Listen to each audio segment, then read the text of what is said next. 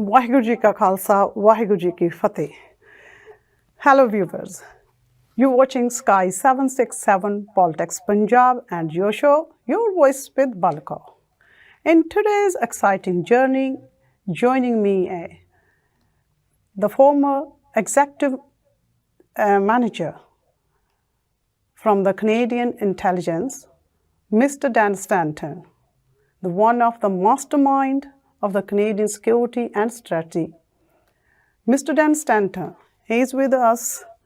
Mr. Stanton, you're welcome on my show. Thank you for taking part in my show, and we are very honored having you here. Thank you. Well, good morning, Bal, and Sat Shri Akal. Sat Shri Akal. I hope Canada is a very good morning now. What time is yours? 8 o'clock right now. Yeah, and it's a Friday. It's a beautiful day. Friday, feeling Friday today.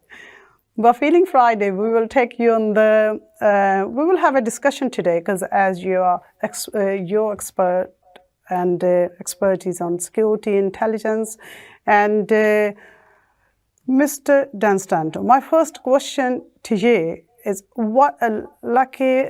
I have a discussion before.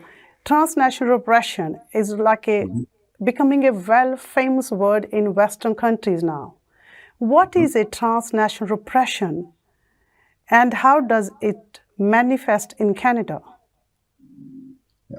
Well, it has been around for a long time, and you're right, it's recently, become in vogue. It's basically when a repressive regime or a approach almost repressive regime targets their dissidents and activists in the country, and then they leave and they go to another freer open society like Canada, and they are continually harassed and targeted. We've had this, Canada's become basically a battleground with repressive regimes, Iran, Russia, People's Republic of China, India, Turkey. There's a long list where they target the diaspora community, particularly people who are speaking out or people who may be family members of people back home who are speaking out. Mr. Stanton, can you give me a real world example where a foreign state has targeted individuals or communities in Canada? Yeah. There's a long list, but I'll keep it short. When I started working in intelligence, I was on the Soviet section in the field. I worked at KGB desk. The Soviets were targeting the communities, Ukrainian and Baltic, who were anti-Soviet. And a lot of what we were doing in our operations was identifying KGB presence and identifying what they were doing in the communities. We've had more recent and more violent manifestations. We had Mr. Kotler, Ruben Kotler, who was our justice minister. The Iranian Revolutionary Guards tried to kill him in Montreal. And that was from Iranian intelligence. We've had a case of a Chinese dissident named Hu Yao in British Columbia, who was targeted by the Ministry of Public Security from China, and he ended up dead in mysterious circumstances. And we all have heard about India, where they have targeted largely the Sikh community, people that speak out against India or people that are pushing for Khalistan. And so we have other countries as well, but there have been incidents that are way beyond harassment. We're dealing with homicides, we're dealing with violence, and of course we're dealing with the targeting of our electoral processes. Let's move on a little bit on the security and intelligence operations. I have some questions here for you, Dan. How does CSIS detect and investigate foreign interference and transnational repression on Canadian soil? Yeah, well, they do it on Canadian soil. They also do it abroad. CSIS does work covertly overseas as well. And what they do is they look at the foreign actors. They're not looking at a Canadian. They're not looking necessarily at, certainly not a politician. And in many cases, it's their security intelligence apparatus of the foreign state. In other cases, it's not. China, for example, uses different entities, not necessarily intelligence. So they will have we call it a target, who's a human being that they basically collect intelligence on, either human intelligence or technical intelligence. And so in some capacities, they quickly can identify that that state is targeting individuals in Canada. Let's say community members, people of high status, people not of high status. And they basically collect the intelligence and they advise government. That's their job. And they also have some disruptive sort of covert activities they can do. But by and large, it's to provide an accurate strategic assessment of what that foreign state is doing in Canada. And the information could come from an ally, or the information comes from some other investigation or operation the service is running. Interesting. What challenges do Canadian agencies face when foreign governments use covert or diplomatic channels to suppress dissent abroad? Well, a lot of challenges, and the biggest issue, of course, is diplomatic immunity. So we've had other states who their representatives have been told to leave, usually because they have an intelligence portfolio, even though they're nominally a diplomat. And we saw this with China recently, and we saw this with India, even though some pure diplomats probably were kicked out as well as intelligence. But the problem is they are immune from any prosecution measures. And what Canada needs to do is have more effective criminal charges that can be laid against the Canadian enablers of transnational repression. That's where there's a bit of work to do, because those Canadian enablers in many ways, except for something as violent as murder, are kind of exempt from any prosecutorial follow-up. But in dealing with the state, there's not a lot other than the fact Canada collects good intelligence on them and in some cases tells them to leave, which will mitigate the threat. All right. Are there any specific countries or state actors that have become repeat offenders in targeting Canadian residents or citizens? Yes, the biggest one has been China consistently. We had Chinese communities. We had the Uyghur communities. We have Iranian, Turkish. We have heard, Canadians have heard recently about Rwanda. There was actually an RCMP officer arrested trying to provide information to the Rwandan authorities to target diaspora communities. So, of course, Canada is home to people from many, many backgrounds. I'm Irish, my background there. And so they come to Canada seeking freedom, and yet they're still haunted in many ways and targeted by these repressive regimes. So that's why Canada, the government, has a lot of work to do in ameliorating the situation, because people have a right to free expression. They have a right to these liberties in Canada. At the same time, it's like a shadow behind them, the repressive state. Let's move to impact on the communities. I have some questions on that. What psychologically or social impact does transnational repression have on diaspora communities? For example, Sikhs, Chinese, Iranians, Uyghurs? Yeah, it's extremely it's extremely damaging. We had a commission of inquiry on foreign interference. It didn't deal with transnational repression for various reasons. But 1 week we dealt with TNR, and we had a panel, representatives from the Canadian community, the Iranian community, Sikh community, Chinese, Uyghur. I'm probably missing one or two. And they talked about what they went through. And I remember one woman broke down. She was in tears. And another fellow talked about how it affects your life. You know, when you've got loved ones overseas, let's say in China, and the government is harassing them. Maybe someone doesn't get a job.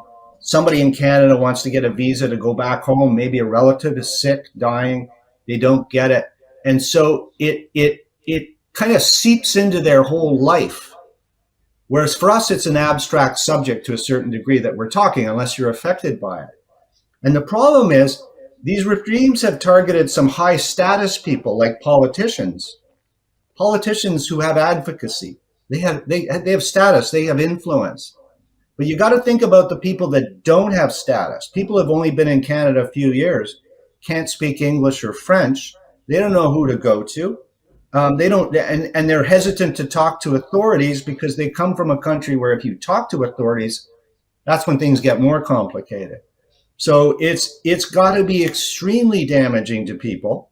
I've spoken at community groups in Surrey and in Toronto, Sikh community groups, where they've talked to me. They came to me afterwards and talked about what it's like and the harassment and the anxiety, especially in the last couple of years with respect to India.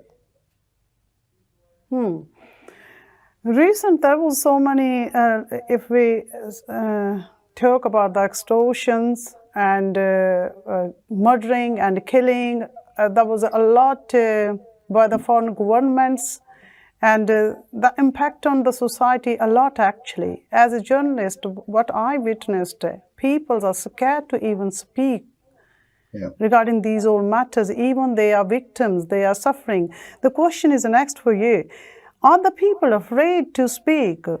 Are the peoples are afraid to speak freely, even in Canada, because of the threats or surveillance from the foreign state?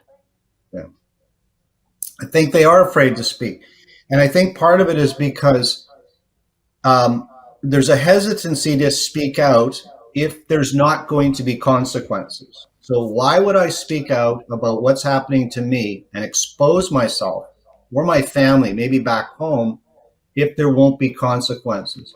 So that's why the government needs to make it worth someone's trouble to speak out. And a lot of this comes to in terms of law enforcement. A little different in the intelligence world because those relationships and those with speaking with people are confidential. That's how CSIS collects intelligence. But when it gets to the point that somebody's getting harassed over the phone or under surveillance, and you can link it to a foreign state, there needs to be some consequences.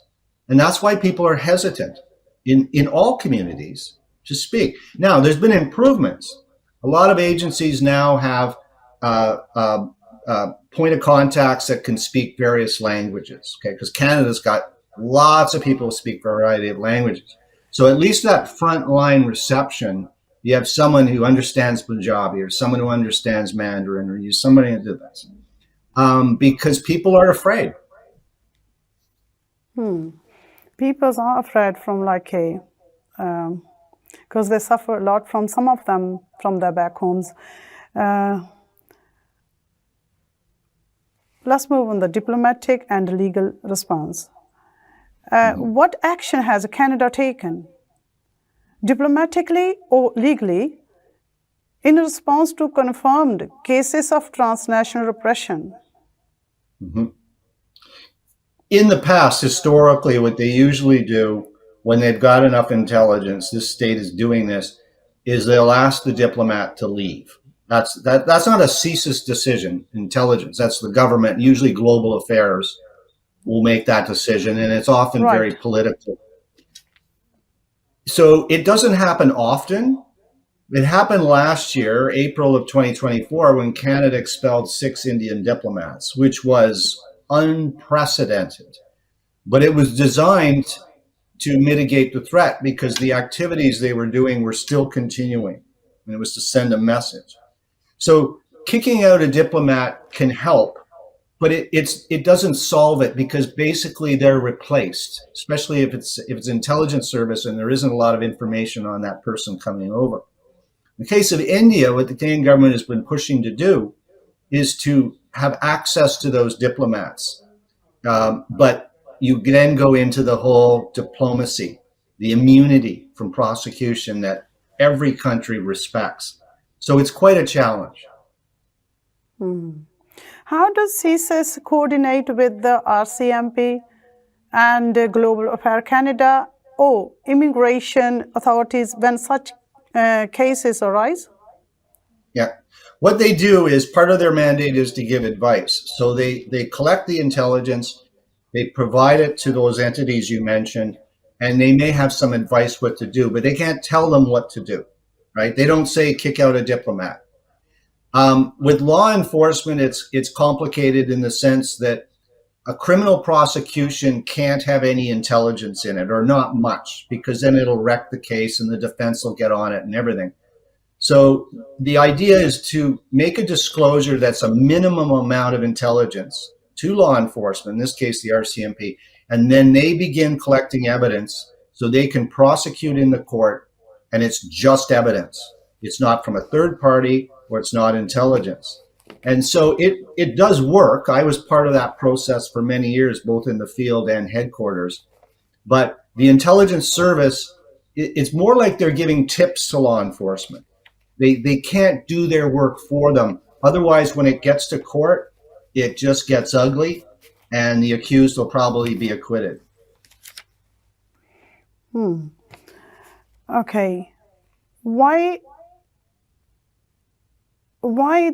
are the diplomatic expulsions, or despite intelligence confirmation of interference? Why are diplomatic expulsions rare despite intelligence confirmations of interference? Well, in some cases, most of my career was in counterintelligence, not terrorism, although I worked it. And you don't always want to kick out a diplomat who's spying. I know that sounds kind of odd. And I'm not talking about India, where they were involved in violent activities. I'm talking about regular intelligence work, including foreign interference, because you want to monitor them. You want to access their networks. You want to penetrate them. You want to get better intelligence. So from a CSIS perspective, you don't want to see all these people kicked out of the country. PNGs is what it's called, persona non grata. They are generally political. So when a country kicks out a diplomat, they're basically sending a message. It's not because they're doing so many terrible things, with an exception in India's case. Accountability and prevention, how?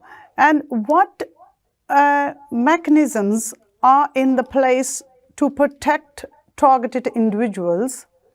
Are there any programs or special protection offered? Sadly, no. What happens, generally speaking, is law enforcement has what they call a duty to disclose. So, for example, when they get information, either theirs or maybe from CSIS, they go to the individual and they say, "You're at great risk. There's some threat against you," and what have you. But they don't sweep the person into some sort of protective surveillance web. As far as I know, it's basically they're telling them, and they may not have specific information. They just know it's enough that it's serious. Then how does Canada ensure that foreign missions, such as embassies and consulates, don't act beyond their diplomatic mandates? Yeah, it's kind of easy in a way, because that's where CSIS comes in. They know the ones that are spies, and they have ongoing collection against them. So that's sort of a separate world. What we're seeing in transnational repression, though, is in many ways the embassies and the consulates aren't used. So we had the Iranians using a couple of Hells Angels biker criminals to kill someone in the United States. The same with Mr. Kotler, where IRGC, Revolutionary Guards, tried to kill him. They're hiring criminals. And so a lot of this new nexus between security services and criminals is fairly new, at the exception of the Russians. And they don't use the embassies. They don't use the embassies and consulates because there's little deniability. They're immediately tagged. Now, India didn't read the memo. They used their embassy and consulates in this, and you can see they got caught. But a lot of these repressive regimes, there's no diplomat involved. There's no mission in the country involved. it's done differently. And you've got to have really good intelligence networks to pick up on that. Has Canada prosecuted anyone under the foreign interference laws? What has been the outcome of such cases? No, as far as I know, not yet. There's one former Mountie RCMP officer who's been charged with assisting China on transnational repression and trying to bring people out. So that one's pending before the courts. But since the new legislation and the new amendments of legislation we've got as a result of the Commission of Inquiry, there hasn't been any prosecutions. And some of it all falls largely to the Royal Canadian Mounted Police. They need to have the resources. They need to fit transnational repression and foreign interference into their priorities, and they've got a lot of priorities. So it's something that I think they're still working on. But I'm of the opinion that we need to get a prosecution, because that will signal to people that Canada is basically pushing back against transnational repression. What more should the Canadian public or Parliament be doing to address and prevent foreign repression in Canada? There's a few things that are still in the hopper, like a foreign agent registry. I know the UK has one, and so Canada's had one in the works for a year and a half. It will mitigate a lot against foreign interference, a little bit against transnational repression. But I go back again, it's more a matter of a legislative issue. It's more a prosecutorial endgame that we need to fix. Canadians really can't do anything more, in my opinion. And the government's already set in motion a whole suite of changes to the laws and national security, CSIS disclosures, and so on. But it's a matter of getting, I guess, the Justice Department, I'm not a lawyer, with the RCMP, I'm not a police officer, to have more of a, I guess you could say, prosecutorial hammer on these things. Can Canada remain a safe haven for the political dissidents in the face of the rising global authoritarianism? That's a great question. I would hope Canada would, because that's part of our mantra, right? We want people to immigrate to Canada and make it a better country. But at the same time, we have to protect our communities. I mean, what's more important for a government than the safety and security of their communities? And so I think it's been a wake-up call for the government. I think it's a priority, but of course we're now dealing with Trump and the tariffs and annexation threats and everything else, and new defense budgets, NATO. So where does this fit in the priorities agenda of the government? Sadly, it's not up there near the top. Yeah. What is like a development and update, if we can ask you, in Hardeep Singh Nijjar's case? As far as I know, it's still a case that's being prosecuted. When Mr. Modi visited Canada, and there was a lot of consternation over that, I think the RCMP commissioner and the Prime Minister said that it's still moving forward and that they're getting some sort of support from the Modi government, encouragement. I tend to think they got something, but they're not allowed to talk about it. I tend to think Modi's visit to Canada may have been a quid pro quo for some cooperation, but it's not going to be public for a while. But the investigation of the 4 that were involved in killing him is still ongoing. I don't know when the trial is, but the ones in Canada are going to be prosecuted.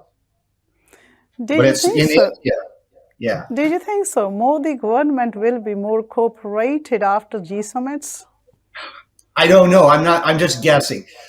I mean, I spoke out publicly against his visit, and part of it was the optics of him coming when we have all these unresolved issues.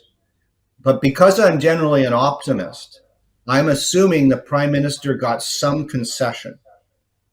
I'm hoping that, because he's a businessman. I'm assuming he got something from Modi. to have him on the red carpet. Because if he didn't, Canada is now in a weaker position in dealing with the Indians. As some says, Canada's policies, as some says, like Canada's policies, like a bit more towards in Delhi side. Do you think so? It's happening now? I think it's a big moving that change? way. Yeah, I think it is. I think it's like Saudi Arabia. It's you have these terrible things committed, and then after a while there's that natural dynamic to go back, like the Americans did with the Saudi regime after killing Mr. Khashoggi. And I think Canada is probably, Canada's under enormous pressure from the United States on this trade war, seeking new markets. And I think Ottawa really wants to reset the relationship. We had 41 diplomats kicked out of India. That has really harmed, well, it's harmed Canadians in a way. So I think you can have both. You can only have both if the Indian government admits that they did it. If they don't admit that they did it, then I don't agree with resetting the relationship. Then how are you seeing Sikh Khalistan movement overall so far now? Well, my understanding is it's a peaceful movement. We have people wanting all sorts of places to separate. We went through this with Quebec for 40, 50 years. I know they talked about it in Scotland for a while. So, I mean, to say we would like that place over there where we came from or our ancestors came from separated, that's fine. As long as it's not violent, as long as it's not extremist, then there's no problem with it. And as far as I know, the referendums and everything around the Khalistan movement has been a peaceful movement. So I don't see it as a big deal. Referendum in Sikh community become very popular. People love that. Yeah. Recently, one of the I think yesterday, one of the article came and CSIS flags extremist Khalistani activist in national security threat. How did you see it? Because the peoples are believing, especially Sikhs are believing in referendum, they're believing in peaceful process, they campaigning from let's say 2007 and above that. And as we see, the Sikhs being as a soft target used to be, but now scratching that wounds back again. And did you think so? It's fair for such a people? They are working hard towards a peaceful campaign and working under the international laws. What do you think about that? Well, in the report, they did indicate that the vast majority of supporters of Khalistan are peaceful and fine. I think you can have both. You can have a very peaceful movement for Khalistan, and you can have somewhere in Canada one or two extremists. I'm not saying that's nonsense, and I'm not saying it's an alarmist concern. It's quite possible someone's radicalized. I ran the counterterrorism program for 3 years. We called it domestic jihadi. This was back in 2013, 2012. We had all sorts of young people radicalized to an Al-Qaeda and ISIS narrative. And some of them went off to Syria and got killed. These people aren't carrying signs in the community. There's probably someone who's extremist. I'm not believing it was all made up. And I'm not believing it's all from the Indian government, because the Canadian government doesn't really listen to the Indian government in terms of intelligence. But you can have both. I don't have a problem reconciling that. As every country have both kind of elements, one of them a liberal, let's say liberal groups. There's some far right groups. Every country, every community have and it's not going to be completely right if we can put the stigma in a whole of, let's say, Khalistani community. They want to, they're willing to have a free nation and less let's say it's like the message from you goes to the public, like it's like more positive. It's like every community, every country have both type of the peoples. So thank you very much. Dan, would you like to say anything to the Sikh community and to the general public? Your message. Well, I just to the Sikh community, as I've said in Canada, I spoke quite a lot on this subject. Is these must be very, very trying times. I have no doubt. I don't know what it feels like, right? I can't say I know how it feels, but to know that a foreign state is doing these things, targeting the community. But at least the message in Canada is you have to have trust in your institutions. You have to have trust in law enforcement. You have to have trust in the intelligence agencies, and maybe occasionally the government. But these are trying times, and from a Canadian perspective, my mantra has always been we have to work together. Don't throw one community under the bus because we want to appeal to a foreign state. All Canadians, we're all the same. Like I said, my background, everybody's different in Canada, different backgrounds, and we have to sort of hold together on it and not be divided. It may sound cliche, that's the best I can do. Yeah, before to go, another question came in my head actually. What you take the USA of a 51 state? What you take on that? Well, we still take it seriously in Canada, and there's a lot of anger over it. We feel betrayed.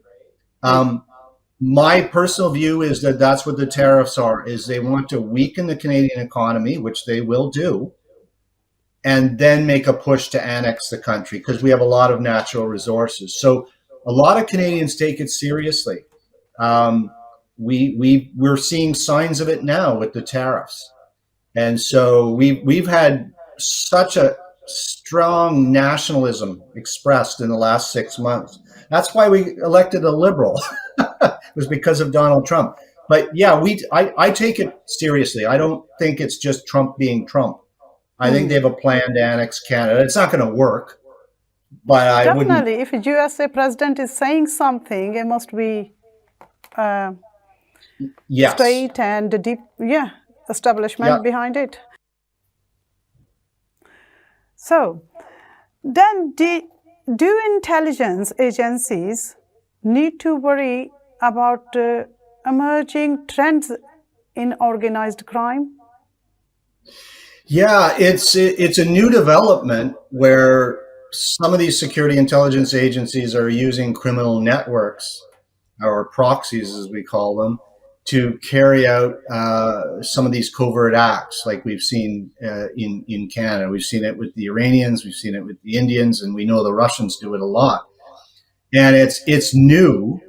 And it's challenging because you can't, an organization like CSIS, for example, they don't look at criminals. They're not mandated to, and they don't want to.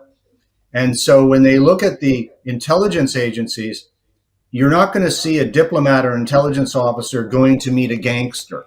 That's not natural. That's not good tradecraft. So they have to use a proxy. That's someone in the community who can basically hire that out to a gangster or a criminal. But it's new. I don't know. I mean, when I worked in the agent service, we didn't have that phenomena to deal with.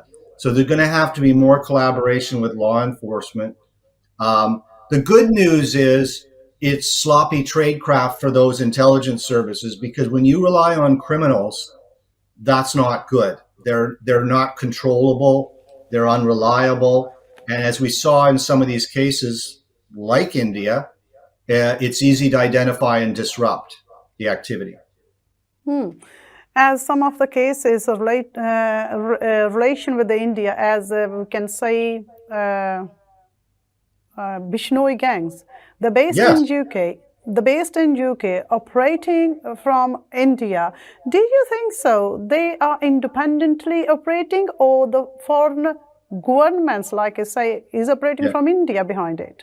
Well, what I've read is that the head of Bishnoi gang is supposed to be in jail, but it must be a very nice cell because he seems to be communicating to the criminal elements in countries like Canada to carry out the acts on the direction of the Indian government. Now, we know that because the Indian representatives in Canada, the ones kicked out, were collecting information in Canada, sending it back to India, and then India, through the Boshnoi gang, was contacting individuals in Canada to carry out all these crimes.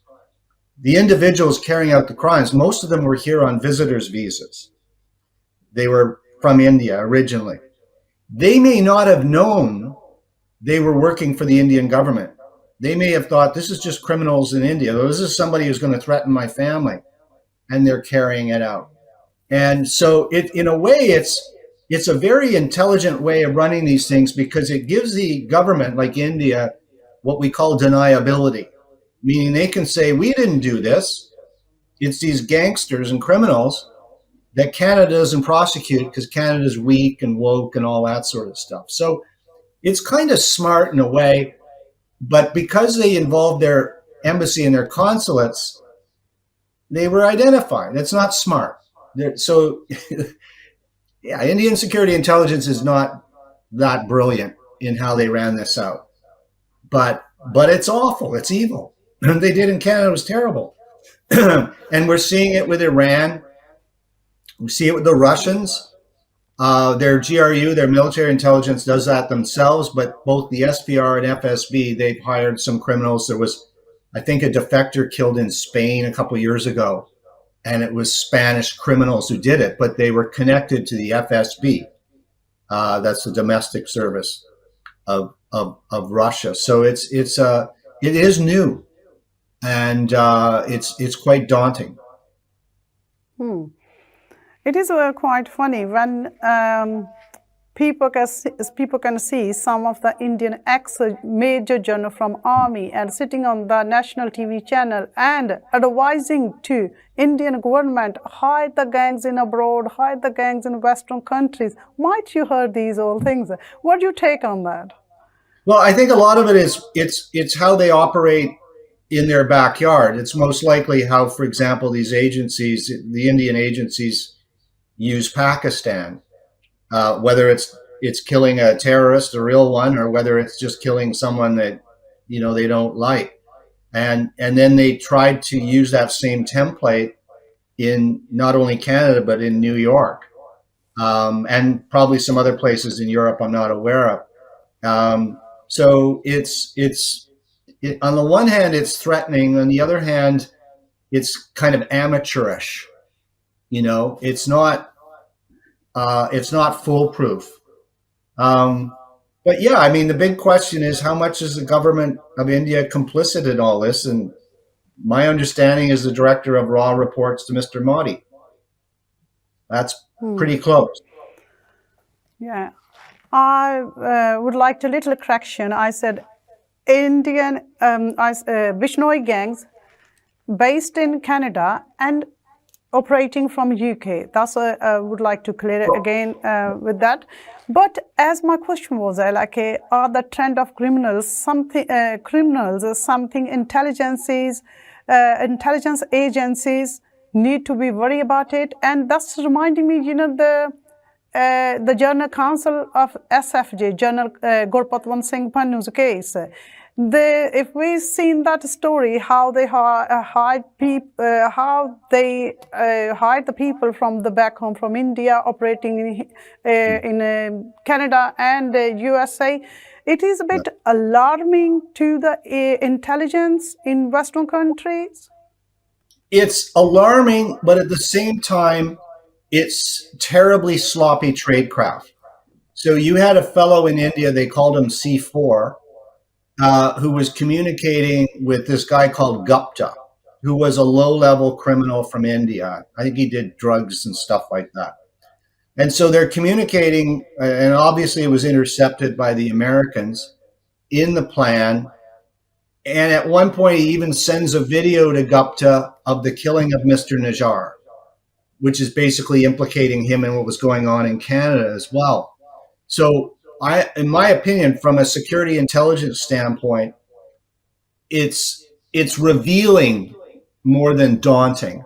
because it's easy for intelligence to get on top of it. In this case, the Americans had lead information, but it's terribly sloppy, and we saw that. I read the indictment that was on the internet, Mr. Gupta, and how easy it was for American law enforcement and intelligence to get ahead of it all and collect a lot of information, because the Indians' tradecraft was poor, and they dealt with this criminal who was gullible and who allowed these undercover officers to get close to him, whereas an intelligence service wouldn't do that. But criminal's a criminal.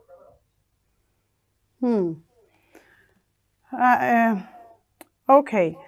When did you think transnational repression? Because it's a lot now, because a lot to hear about the transnational repression. When do you think this transnational repression started?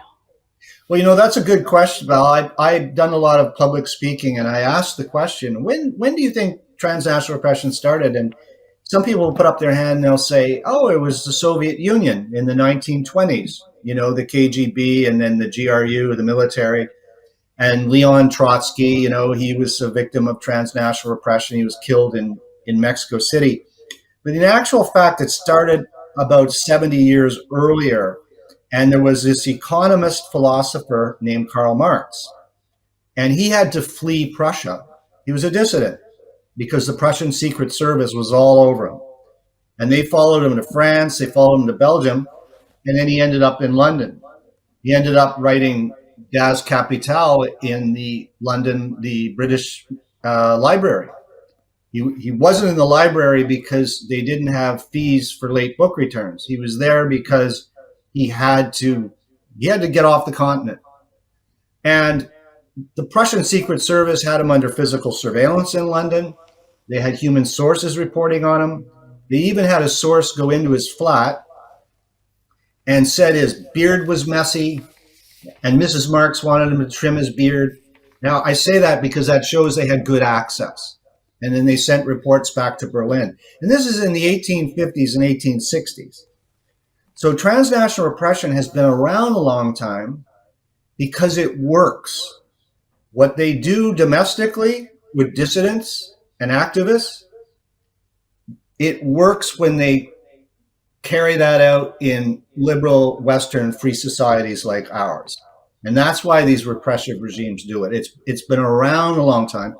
The Soviet Union simply perfected it, and the Soviet bloc, because they were inherently repressive regimes. But I'm hearing other countries. I'm hearing Brazil. I know Turkey. We've had Turkey carrying out TNR in Canada, Pakistan against the Baluch communities. So if it's effective, these states will do it. Yeah. As a Sikh, we seek, I think they start knowing transnational repression. This is more highlighted in Sikh community after the Sikhs been killed in Pakistan, like Parmjit Singh Panjwad. Sikhs been killed in UK recent, I think 2023, Avtar Singh Khanda, Hardeep Singh Nijjar, and Gurpatwant Singh Pannu, the General Counsel, SFJ. It's been more highlighted. And very strongly, from the day one, Sikhs are believing the hand is behind that Indian government. And when Canadian Prime Minister said in the Parliament, it's been more stronger actually. What's your take on that as transnational repression and Sikhs? Yeah, I think, and there has in Canada, there have been a few other deaths that are under investigation in that time period after Mr. Nijjar. It's not beyond the pale. This is covert action, euphemistically described, where states carry out murder. And other states have done that. Why not India, as you mentioned, Pakistan, possibly the UK, other places. When the Prime Minister stood up in the House of Commons, I remember it well, it was September 2023, I think the government was frustrated, annoyingly frustrated with the Indian government because they weren't getting any cooperation at all. They were basically saying, talk to the hand. And I think that's why the Prime Minister made that disclosure. It was also probably to reduce the threat and mitigate the threat, because there was a big storm afterwards, and oh, he shouldn't have done it. He offended the government of India and everything. But I think law enforcement and the government writ large was frustrated with them. I know there were visits from the head of CSIS to Delhi. Our national security advisor was there a number of times as well, and they just weren't getting anywhere. And then you fast forward the film to April 2024. I remember it was Easter weekend because I was roasting a turkey.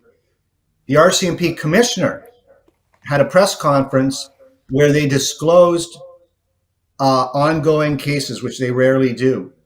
And that's when the 6 Indian diplomats were expelled. So it in my mind, was even growing frustration with India. They weren't allowing the Mounties to visit. They were playing games and saying, we didn't get an agenda. We didn't know what you wanted to talk about. And so the RCMP made that disclosure.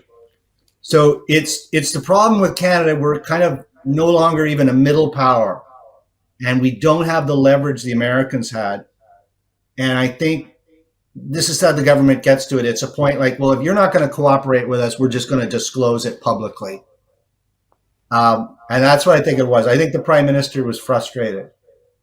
Did you think so? You know, after India's been exposed as a, let's say, exposed or been pinpointed, is a hand is behind this transnational repression in Western countries and Pakistan, and India is a bit isolated from rest of the world, rest of the countries. Did you think this transnational repression is a contribution in his isolation? Like India had a Indo-Pak war there, and that reason. Well, yeah, I think it is. Most of the country, they stood behind the Pakistan rather than India, and even India is saying the world is 4th or 5th largest economy and biggest country and biggest democracy. It is. I mean, I think the transnational repression has affected them to a certain degree. The problem is in carrying out these killings, it pays big dividends in the elections for Mr. Modi, because he can promote the fact that he's protecting India from, in their mind, these national security threats. So it's sort of a little bit of both. Carrying out these murders isolates India a little bit, but at the same time, it makes Mr. Modi really big, like, you know, the strong man domestically in politics. I don't think he was invited to Canada on the G7 just because the Canadian Prime Minister wanted him there. I think that was a consensus among the G7. I'm sure Mr. Starmer and Macron and all the others were consulted, and they probably realized they have to re-engage with India. I don't believe they're going to be a check on China. I'd like to see that in writing. But I think economically, with what's going on with the United States, these countries, including Canada, need to, in their mind, re-engage India and reset the relationship. But ethically and morally, I think this cost India. I really do. I'm sure their intelligence services are seen now as a pariah, because they're right up there with the Iranian agencies, the Russian agencies, the Chinese agencies, maybe Israeli agencies. Yeah, those that carry out covert action. Modi gave a well-famous statement in his language, the phrase "Aaj ka Bharat ghar mein ghus ke marta hai." That means today's India entered your house and killed you. And that statement been very famous. Did you think so? That was a bit contribution towards India's isolation.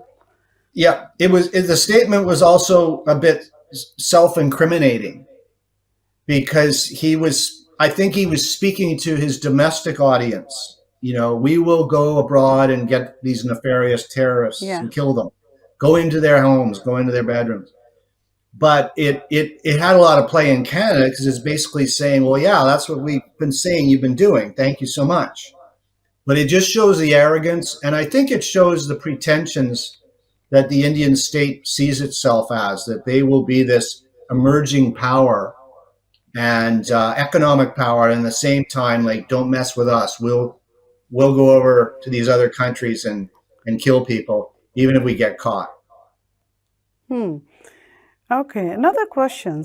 You know, this transnational repression, how does it relate to the New World Order and modern statecraft? Well, it's a balancing act, but it's been with us a long time, maybe as far back as poor Mr. Marx, but where does human rights, the value we put on human rights, where do we compromise on that with the need to have a balanced relationship with another state? We see this with Saudi Arabia. Horrible what they did, Mr. Khashoggi, but it wasn't long, and the Americans and everyone re-engaged them because we need them, balance of power, Middle East, and all that stuff. And I like to think that we put human rights first, but because of economic pressures, and in Canada's case, our trade war with the United States, there's a natural attraction to not forget, but maybe forgive a little bit and reset the relationship. I'd like to think you can do both. You can protect people's rights, community rights, let's say in Canada, protect them, and at the same time re-engage. But you have to have things you can hold. You have to have cards up your sleeve. You have to be able to play a good game of poker. And I don't know if Canada's got a lot of cards up its sleeve. And my fear is that we may be just selling out to have these new exciting markets with the Indian government. And hopefully we can still prosecute those that did these deeds. I don't think there'll ever be justice as far as those in India that carried this out. I don't think that'll ever happen. But it would be nice to get some accountability, and it would be nice to have the Indian government say, yes, we did it, because then we know they're not going to do it again. Dan, did you think so in the future new country will be arise, like the way the geopolitical scenario is getting changed very fastly, aggressively, and the Khalistani, they're working hard towards their peaceful campaign, referendum campaign. Did you think so new country will be rise soon? Oh, I don't know. I'm not really an expert on that. I'm not. I really don't know. I mean, I have been to India. I was there many years ago. It's a beautiful country. I don't know. All I know is Canadians are free to express themselves as they wish. And if part of it is saying this part of the world should be independent, as long as it's not violent, I have no problem with it. Dan, thank you so much for sharing your expertise with us, with our viewers, and thank you for taking part in my show. My pleasure, Bal. Thank you. Vaheguru Ji Ka Khalsa, Vaheguru Ji Ki Fateh. Darshko, I hope you like today's show, and allow me now. Vaheguru Ji Ka Khalsa, Vaheguru Ji Ki Fateh.